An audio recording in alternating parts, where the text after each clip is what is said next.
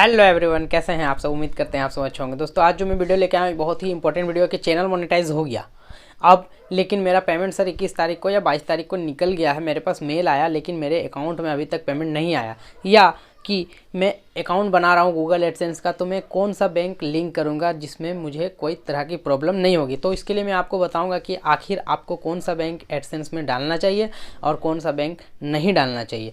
नहीं डालने की बात तो मैं नहीं करूँगा, लेकिन कुछ ऑप्शन दूंगा जिसमें आप इतना नाम बताऊँगा, उसमें से आप कोई भी बैंक को यूज़ आराम से कर सकते हैं। तो चलिए वीडियो को शुरू करते हैं। अगर आप चैनल पर नए हैं तो चैनल को सब्सक्राइब जरूर कर लें और वीडियो को लाइक भी कर दें।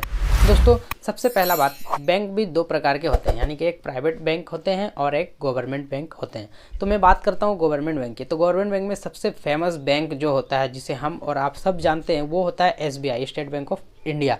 तो यह बैंक सबसे प्रॉपर बैंक है गवर्नमेंट के अंदर। इसके बाद आता है BOB, बैंक ऑफ बड़ौदा।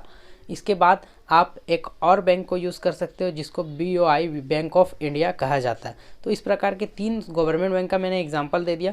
अब बात करेंगे प्राइवेट बैंक की। प्राइवेट बैंक में एक HDFC होता है, ICICI होता है, कोटक महिंद्रा भी होता है। तो मैं बात करता हूँ स्टेट बैंक की। तो स्टेट बैंक में सबसे ज़्यादा प्रॉफिट आपको यह होता है, गवर्नमेंट बैंक के अंदर सबसे पहले तो वो स्विफ्ट कोड आपको दे देते हैं, या फिर आप इस 6 के अलावा कोई भी बैंक अकाउंट लिंक करना चाहते हैं तो आराम से कर सकते हैं, कोई भी आपत्ति नहीं है।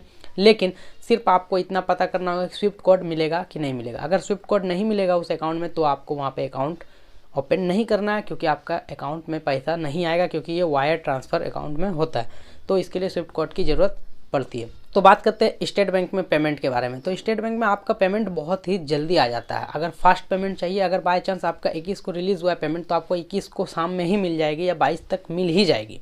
ये स्टेट बैंक में एक फैसिलिटी है और इसका जो चार्जेस है बहुत ही नॉमिनल है, यानी कि बहुत ही कम चार्जेस है।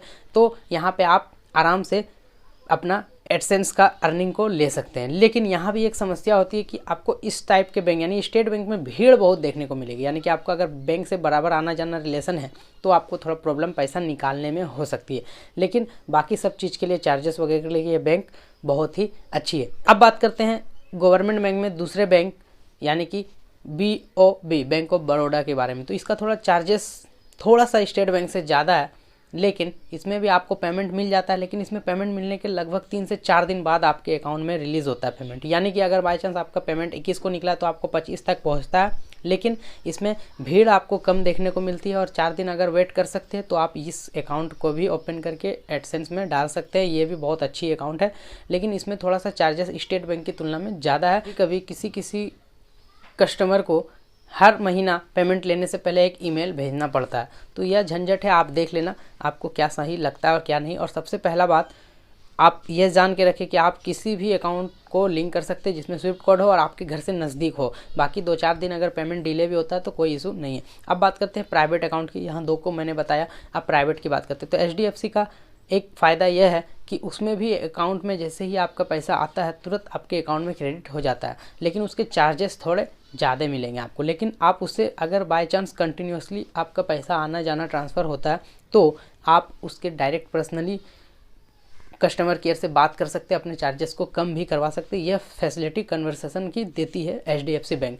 उसके बाद आप अगर इस पे बात करवाते हैं कोटक महिंद्रा बैंक में, तो उसमें भी आपको कुछ ना कुछ फैसिलिटी देखने को मिलती है, क्योंकि उसमें भी जो है चार्जेस थोड़े ज़्यादा हैं, लेकिन उसमें भी पेमेंट आपका बहुत जल्दी आ जाता है और उसमें भी पेमेंट आने में कोई तरह की दिक्कत नहीं होती है। अब बात करते हैं ICICI बैंक की। तो ICICI बैंक में भी आपको अकाउंट में पैसा बहुत जल्दी रिलीज़ हो जाती है। मान लीजिए आपका बैंक अकाउंट में 21 को पैसा वहाँ से निकला है तो आपको 22, 23, 24 तक देखने को मिल ही जाती है। और इसके भी थोड़े चार्जेस ज़्यादा है, लेकिन ये भी बैंक बहुत ही मस्त बैंक है और इसमें भी आपको सर्विस बहुत अच्छी दी जाती है। थोड़ा सा चार्जेस ज़्यादा लगता है गवर्नमेंट बैंक की तुलना में। तो ये कुछ बैंकों के बारे में मैंने बताया और इनका डिटेल बताया। इसके लिए आप मोनेटाइज तो मैंने कुछ बैंकों के नाम बताया और बैंकों का उदाहरण दिया कि इसमें क्या समस्या हो सकती है। लेकिन मैं आपको मोटा मोटी यह समझाना चाहता हूँ कि आप उसी बैंक को अपने एडसेंस में लिंक करें जो आपके घर से नज़दीक हो और आपको स्विफ्ट कोड दे सके और उस बैंक में भीड़ भाड़ कम हो। बाकी 3-4 दिन का डिले हो तो आप मैनेज कर लो, लेकिन आप भीड़ भाड़ से बचो और दूर से बचो, नहीं तो आपका जितना आना जाना में ही खर्चा बहुत ज़्यादा हो जाएगा और आपका समय भी चला जाएगा। तो उम्मीद करते हैं आपको मोनेटाइजेशन के लिए कौन सा बैंक डालना है, कौन सा बैंक नहीं डालना है, ये क्लियर हो चुका होगा। अगर क्लियर हो गया तो कमेंट करके ज़रूर बताएं, और अगर आपको और भी किसी बैंक के बारे में पूछना है कि किसका बैंक में स्विफ्ट कोड है किस में नहीं है, तो आप कमेंट कर दें, मैं बैंक का नाम मैं बता दूंगा कि उसका स्विफ्ट कोड क्या है और कोशिश करूंगा कि आपको स्विफ्ट कोड कमेंट में रिप्लाई करके भी दे दूं। उम्मीद करते हैं आपको ये वीडियो पसंद आया। अगर वीडियो पसंद आया तो वीडियो को लाइक कर दे, वीडियो को शेयर भी कर दे। फिर मिलेंगे अगले वीडियो में, तब तक के लिए thank you, tata bye bye.